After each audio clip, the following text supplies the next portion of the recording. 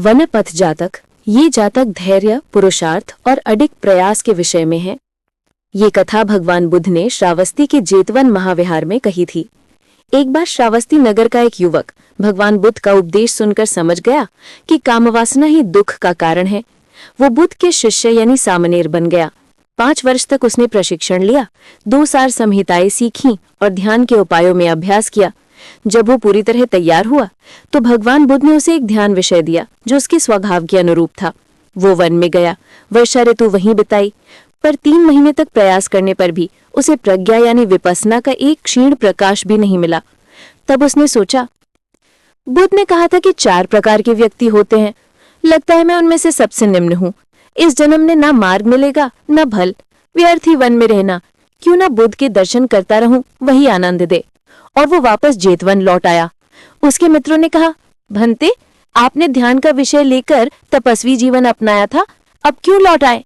क्या आपको मार्ग या फल प्राप्त हुआ? वो बोला, नहीं, मुझे कोई फल नहीं मिला। मैंने सोचा कि मेरा प्रयत्न व्यर्थ है, इसलिए छोड़ दिया। वे बोले, आपने कायरता की है।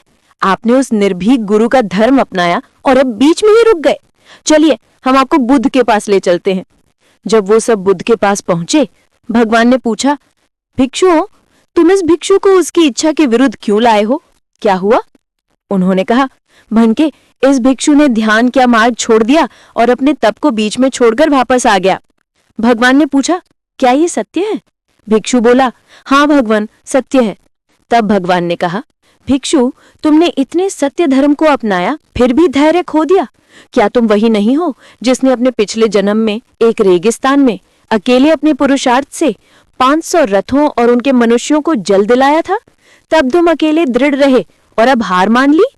इन वचनों से वो भिक्षु हर्ष और साहस से भर गया। भगवान ने कहा, सुनो भिक्षु, ये वही है जो पूर्व जन्म में ये कर चुके हैं। एक समय काशी देश में ब्रह्मदत्त नामक राजा राज्य करता था। उसी समय बोधिसत्व एक व्यापारी परिवार में जन्मे। जब वे बड़े हुए तो 500 गाड़ियों के साथ व्यापार करने लगे। एक बार उन्हें 60 योजन लंबा रेत का मरुभूमि मार्ग पार करना था। उसकी रेत इतनी महीन थी कि मुट्ठी में लेने पर भी फिसल जाती थी। सूर्योदय होते ही भूमि जलती अंगारों सी हो जाती थी। कोई उस पर चल नहीं सकता था। इसलिए व्यापारी लोग रात को यात्रा करते और दिन में गाड़ियों को घेरे में रखकर तंबू डालते, भोजन बनाते और विश्राम करते।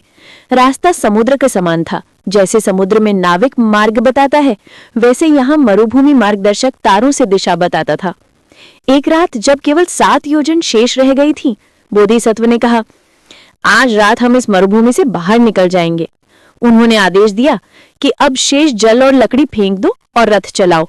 मार्गदर्शक रथ के आगे बैठा तारों को देख रहा था, पर नींद से थका हुआ था और सो गया। उसकी आंख लगी और बैलों ने मुड़कर वही पुराना रास्ता पकड़ लिया। रात भर चलते रहे, पर सुबह जब उसने आंख खोली तो तारों की दिशा देखकर चिल्लाया, अरे गाड़ियां मोड़ो, गाड़ियां मोड़ो। लोगों ने देखा, वो तो वही स्थान था जहां वे कल रुके थे। सारा जल और लकड़ी खत्म, अब जीवन का आशा नहीं। सब लोग निराश होकर गाड़ियों के नीचे लेट गए। बोधिसत्व ने सोचा, अगर मैं भी हार मान लूं तो सब मर जाएंगे। वे सुबह की ठंडी हवा में इधर उधर घूमने लगे। उन्हें कुशा घास का झुरमुट दिखा। उन्होंने सोचा, घास तभी उगती है जब नीचे जल हो। उन्होंने कहा, यहाँ खुदाई करो। 60 हाथ गहरा खोदने पर एक चट्टान आई। सब निराश हो गए, पर बोधिसत्व बोले, इस चट्टान के नीचे अवश्य जल है। वे स्वयं गड्ढे में उतरे, कान लगाकर सुना और सचमुच जल का शब्द सुना। उन्होंने एक सेवक से कहा, बेटे, अगर तू भी हार मान गया तो सब मर जाएंगे। साहस रखो, ये लो लोहे का एक हथौड़ा और चट्टान तोड़ दो। सेवक नीचे उतरा और पूरी शक्ति से प्रहार किया। चट्टान फट गई और जल का फव्वारा ऊपर उठा, हथेली जितना चौड़ा। सबने पिया, नहाए, बैलों को भी जल दिया। रात को उन्होंने ध्वज गाड़ा और यात्रा आगे बढ़ाई। सब सुरक्षित अपने नगर पहुंचे। अपना माल दुगने चौगुने मूल्य पर बेचा और सुखपूर्वक जीवन बिताया। भगवान बुद्ध ने कहा, उसी दृढ़ बालक के समान ये भिक्षु भी यदि प्रयास न छोड़े तो निश्चय ही निर्वाण प्राप्त करेगा। फिर भगवान बुद्ध ने ये गाथा कही। उन्होंने न थके न रुके, गहराई तक खोदते गए और अंततः उसी मार्ग में जल पाया। जिसे वे धैर्य से सफल हुए, वैसे ही साधक को भी प्रयत्न करते रहना चाहिए जब तक मन को शांति न मिले।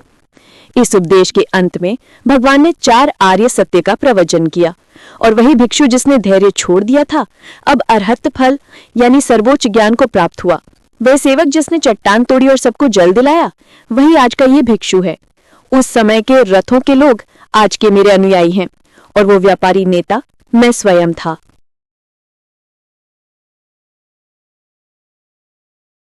सेरी वाणिज्य